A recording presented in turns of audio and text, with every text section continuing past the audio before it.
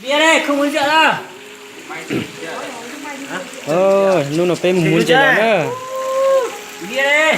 Bia thôi, không muốn rượu đâu. Nóng thế này bia đây. Không may rồi. Mấy chưa? Nó phải tu uống chơi đó. Yaka. Cái tiêu uống chơi đó. Nó phải bắt cái tiêu lon này phải một thòn chơi á. Thỏ tao cờ đó. Tao là ý kia đó. Người ta tỏ uống á. Tao đó.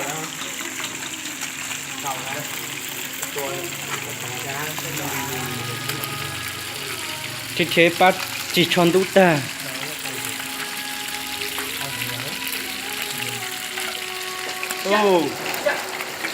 Của cá chứ.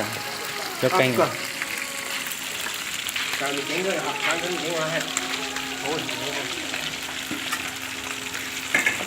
Cá giò cơ. Cái bữa đang đi rượu nó là ở đang đi bia nó là ở. Nó liên biệt ra thì khó. Mấy ly hai chén thôi. Hả? Vô là im. Thằng bia. Đang đi 60.000 thôi mà. Anh cho cá tao nè. Mấy ly cho hỏi. Mình Thế thì mua 10 ly. Mình này thằng mua 5 lít thì chúng mày mua thằng 3. Mua 10 lít đi nhỉ? 10 lít thôi. Mua một con mà. Không một Còn nhiều tiền đấy, còn mấy này con này có. cái lấy còn xinh đâu mà cho nó à. Không, chớ nhỉ chứ. Cho đó, cái này có thế là hầu. Kia là tao này có thế là đó chú má. Hiểu thế mới bảo là về rồi, tao bao đâu. Tao Lo. Hả? họ chơi mà tích tầm bảo mày. Lo. Chớ mày hòm mình xuân sập hòm này. Tại mày hòm mình chứ hòm á, chớ Gì? Im bỏ ốc bùa hả? Im bỏ ốc của ốc phê luôn. Họ tặng ít bó hát. Yêu cho bao mì xem mà. Ôi, chú đứa họ đánh bò à. Gì cho ba. Sao khó đánh nó. Nhớ cầu mà, cái đồ hậu đủ một cẩn đó nữa mà. Cái tin này ta tỏ giá thì do dùng địa là do chơi nữa.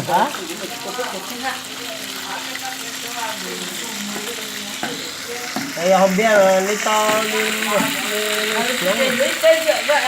Kia thế là giờ mình có gì có mà chớ mà hành thì cũng cho hậu thôi mà mình cứ học mình Người dùng bia ấy hơi to khó. chớ nhiều nó cũng cho họ chớ à bây giờ họ thì cái nó nó chớ thì cái vô mà giờ chưa bia này Giờ lấy thay lấy sâu cho giờ chua. làm nữa 10 lít Mấy lít na nhở. thì tao 10 lít hơn 10 lít mà 10 lít với 2k này thôi uống bao nhiêu nữa Cho ca là không tao ít ca 20.000 này. cái cả 20.000 xưa tỏ này Tỏ từ đỏ kia này đỏ nhá ba này ít ca 20 tỏ cái tỏ lúc còn chơi nhá. cái đỏ cái dạng có sóng này Cái ca đó là chung đi. bia này nó tăng cho nó có ít bia ít ca 20.000 đừng có tờ còn chưa có tờ lương tao thì rất lương tao với ca 20.000 người như tao là thôi như tao là thế ý lấy cá thôi mà ý lấy cá cho nó là gì chơi là đây là nhớ lúc nó tao này nhá cái học nhân ca hơn này cái cái chị pê lên này gọi thích là gì trai mà gì từ nè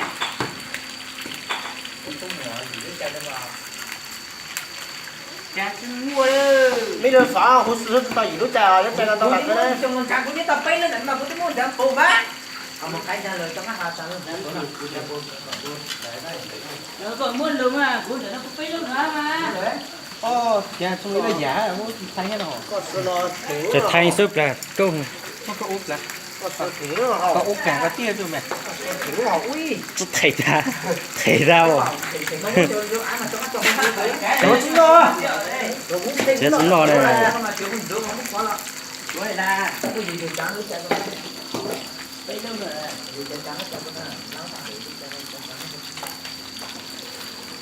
ô được bác thảm á Nó là cái tao họ, không biết tao cũng có họ. Ô, tụi nó tới tí tiêu. Nhìn chỉ xa, nhìn cho cái lò đi nó liao.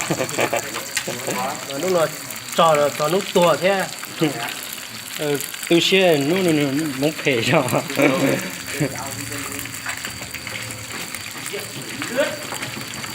Rồi tôi lưu mà. Thì là chính đó.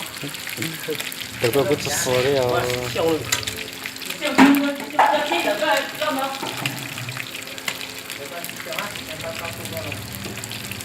sao nó cũng mình thấy lúc đó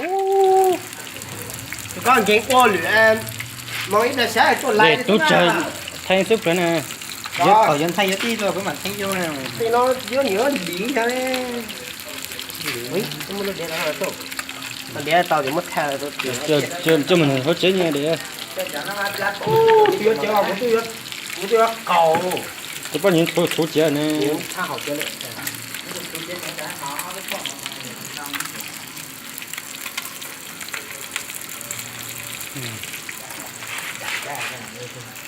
ô cái tiêu này thì như tên là tôn được bên nâu